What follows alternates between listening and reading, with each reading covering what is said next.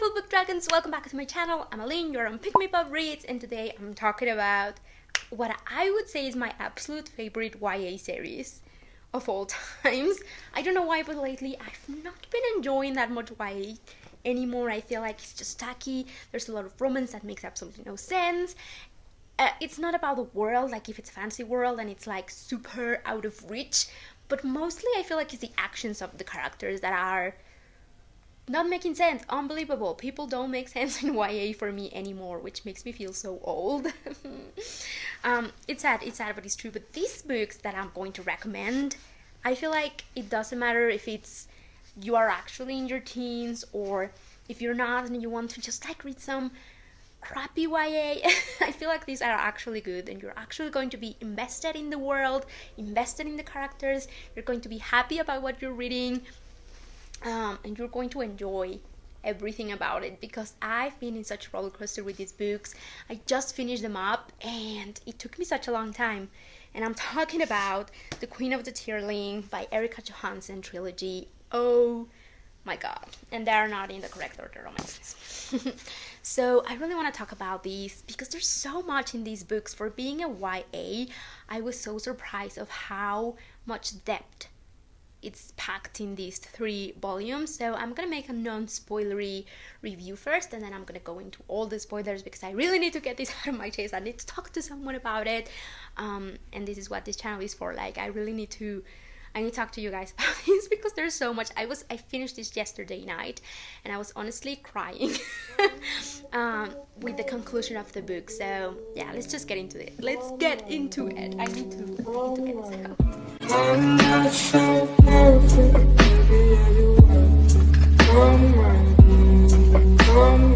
Okay, so this really started out with the first book, The Queen of the Tearling, and I felt like it was going to be just another YA series. We have a protagonist, Kelsey, who's been kept secret from the world. Basically, she is the heir of the queen, and there's a lot of political stuff.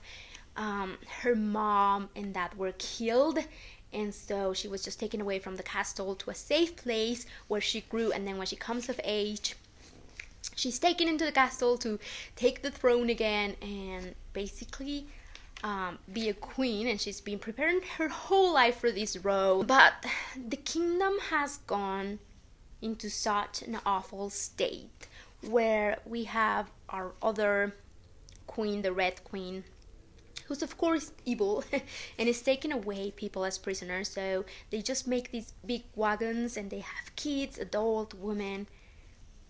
Every person from the Tearling could be taken from, and they're just sold basically as slaves, and it's like the contract that they make with this evil queen to survive. So we go from there into this fantasy world, and from the very beginning I was not quite sure when in the period of time we were, because there were like talk about technology, talk about books, which is like weird, but they were castles, and of course they were monarchies, castles, things like that. So I was like, when is this happening? Like, so it's like the discovery of the first book basically is Kelsey trying to make a decision of how is she going to rule. Is she going to be still allowing for her people to be slaves, to live in peace and not bring the wrath of the evil Red Queen upon the Tearling? So of course there's magic in this world. This is fantasy. She has some interesting jewels, these blue sapphires around her neck, and they give her some power, some magical abilities, which starts like the interest as well. Like, we have this first book is really about discovering the magic system, discovering the world that they're in. Like, what period of time is this? That this is New London, so you're like, wait a second, how does that work? Is this after London? But London is in our time. Like what is going on? This is the first book to really get into it. And so the story unfolds through there. I cannot really say a lot about next books without spoiling it. So I would totally recommend you to go ahead and read them. Just know that these definitely go deeper than that. The world gets deeper. It brings meaning into our own reality. And it really makes you think about history repeating itself. It makes you think about how politics work.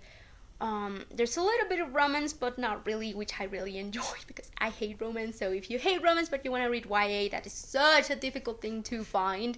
YA without romance, I would totally recommend these ones. So that's it. I'm gonna get started with the spoilers because I need to get this out of my head, you guys. So the spoilers are gonna get started right here. Spoiler alert. Okay, guys, a spoiler alert. I cannot believe the ending of The Fate of the Tearling. Like, I was expecting everything but this. There's definitely a lot of rambling about with the characters, and I love that our characters can see into the past, and that this is taken more important than seeing into the future, which is what the Red Queen is doing. I couldn't quite understand a lot about the Red Queen, maybe because it's been a really long while since I read the first two books, and I definitely want to go back now that I know all the history, like all what happened in the past.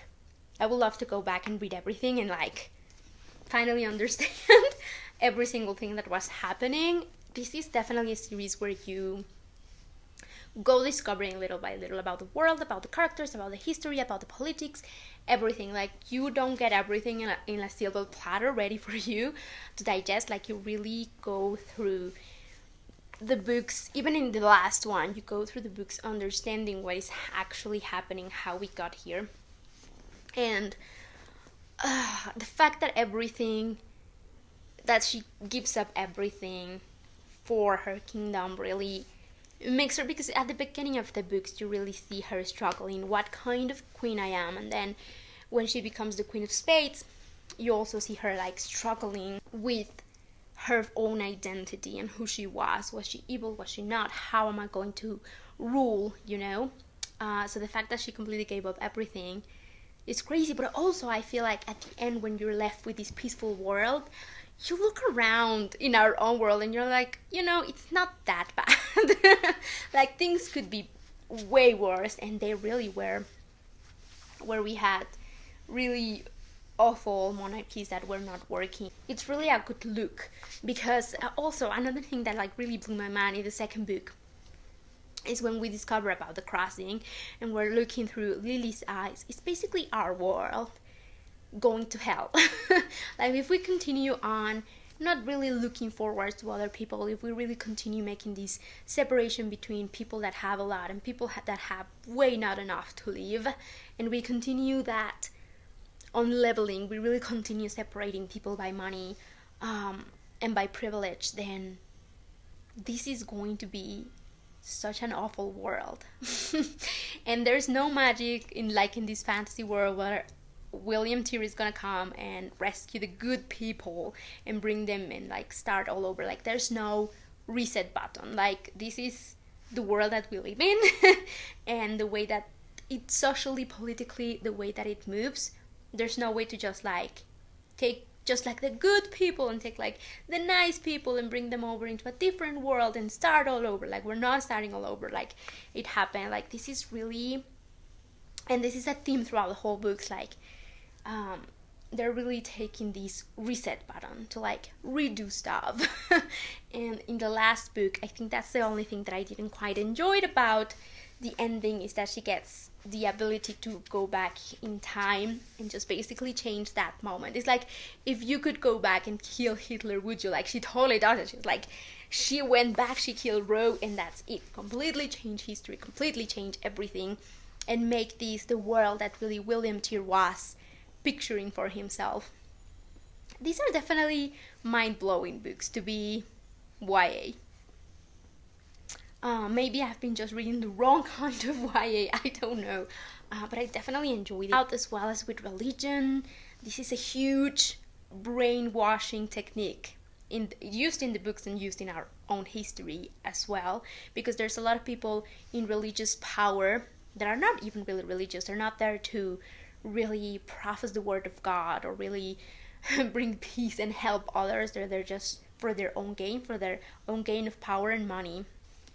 And this is something that we've seen through our own history a lot. So the fact that we have this parallel that the author is really bringing us, it's phenomenal. So if you have read them, please talk to me about them. I want to talk more about these because there's so much depth and there's so much stuff to talk about. It's weird because this feeling I got a lot in YAs where I was like, oh my god, I got that in here. But at the same time, I got that curious, more in-depth story that I'm looking for. If there's YA out there worth reading, I would say are these books right here. That'll be it for this video, I guess. Even though I want to keep on talking about this. So yeah, thank you so much for watching. Please leave a like, a comment, and subscribe to my channel if you haven't already. And I will see you beautiful book dragons on my next video. Bye!